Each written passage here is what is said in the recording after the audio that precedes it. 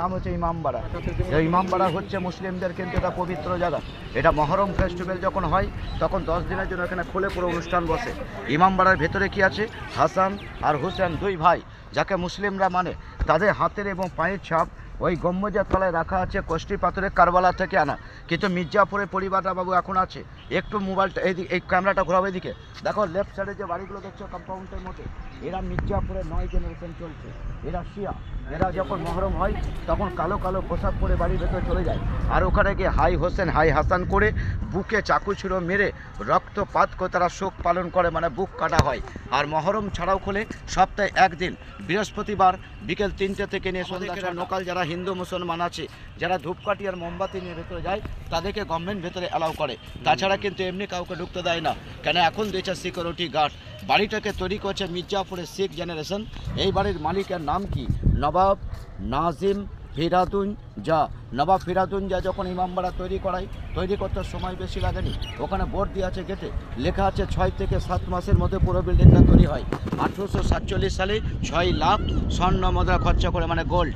আপনার সামনে দেখান ছোট্ট একটা মদিনা ঘর দেখা যাচ্ছে সাদা। গোলটা পুরো মুর্শিদাবাদ ঘুরলে সিরাজের দুটো নিদর্শন পাবেন। সামনে আছে একটা হলুদ মসজিদ, পেছনে নদী আছে নাম ভাগীরথী। ভাগীরথীর ওই পারে গেলে পাবেন খোশবাগ, যেখানে সিরাজের সমাধি দিয়ে আছে। আর এই গোল ঘরটার নাম কিন্তু সিরাজ মদিনা। এই মুর্শিদাবাদের সিরাজ নবাব হয় 1756 সালে। 1755 সালে সিরাজের দাদু আলীবর্দী খান হজ করতে গিয়েছিল মক্কা 1 বছর আগে। উনি 55 থেকে 56তে ব্যাক করে মক্কার মাটি নিয়ে এসে নবাব সিরাজদৌল্লার হাতে দিলেন। সিরাজদৌল্লা 56তে যখন মুর্শিদাবাদের স্বাধীন নবাব বলেন, এই মক্কার মাটি রেখে মদিনা ঘর নির্মাণ করলেন, আর ঘরটার নাম দিয়ে গেলেন সিরাজ মদিনা। তাহলে 56তে নবাব হয়, আর 57তে হলো পলাশির যুদ্ধ 1 বছর পরে।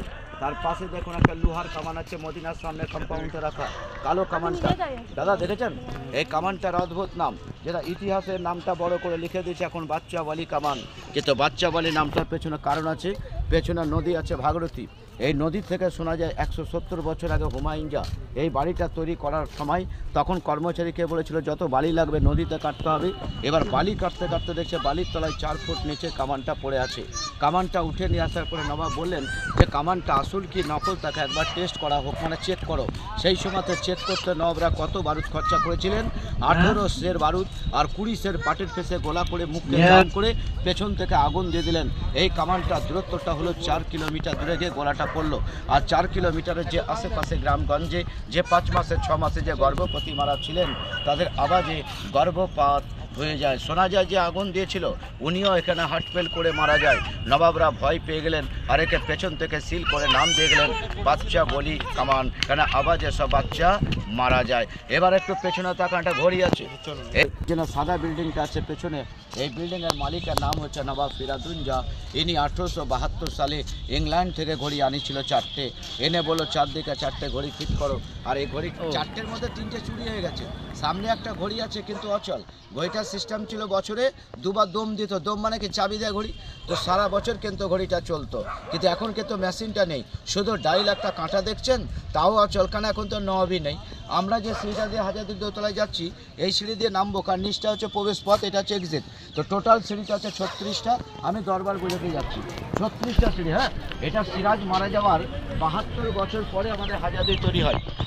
হাজারদুয়ারি তৈরি করছে হুমায়ুন যা, মির্জাপুরের 5th জেনারেশন। হুমায়ুন যা যখন হাজারদুয়ারি তৈরি করতে সময় লেগেছে বাড়িটা 8 বছর। এই বাড়িটার কাজ শুরু হয় 1829 সালে, 1837 সালে বাড়ির কাজ কমপ্লিট। তাহলে 29 থেকে 37 মানে 8 বছর। হাজারদুয়ারির বাইরে যে বড় বড় পিলারগুলো দেখছেন পুরো 52খানা। হাজারদুয়ারির হাইট হচ্ছে মাটি থেকে নিয়ে উপর অব্দি 80 ফুট। আর টোটাল বাড়িটা ঘুরে বেড়াবেন 12 বিঘে জমির ওপরে। এই বাড়িটার পেছনে নবাবের কত টাকা খরচা হয়েছে বানাতে, 16,50,000 স্বর্ণ মুদ্রা, মানে গোল্ড। ওখানে ডান দিকে দরজাটা হচ্ছে বাবু আসল, আর আপনার বাঁ দিকে দরজাটা কিন্তু নকল। তবে আসল আর নকল মিলিয়ে টোটাল তো 12 বিঘে জমিতে বাড়িটা ঘুরবেন, তো ঘরের ভেতরে গিয়ে এক্ষুনি দেখবেন 1000টা দরজা। তা আমাদের 900 হচ্ছে কাঠের তৈরি করা, আর 100 পাবেন চুন সুরকি। তো দেখুন 900 আর 100 মিলিয়ে 1000। বাড়িটার নামটা কি হাজারদুয়ারি। তো এটা দেওয়ার কারণটা হচ্ছে শত্রুকে ধোকা দেওয়া। যে নবাবকে মেরে কেউ যেন দরবার থেকে না পালাতে পারে। তখন আপনি যান বাঁচাবেন না গেট দেখবেন, কালার তো এক, কারণ আপনি ওখানে যাবেন তো অ্যারেস্ট করে নেবে, আর যদি এখানে যান তো ধাক্কা খেয়ে পড়বেন। আর তাদেরকে নিয়ে গিয়ে শুলি আর ফাঁসি হতো, তখন জেল ফেল ছিল না। ভাই পেছন দিকে ঘুরান, দেখুন ভাগীরথী আছে সামনে নদীটা, আর পাশে যে মসজিদটা দেখছেন এটাকে বলা হচ্ছে হলুদ মসজিদ। এই মসজিদটা হাজারপুরের মালিক নামাজ পড়তো হুমায়ুন।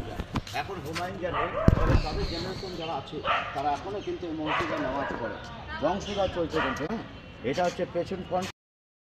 আর ওই পেছনে দেখো ইমামবাড়ার মেন গেট।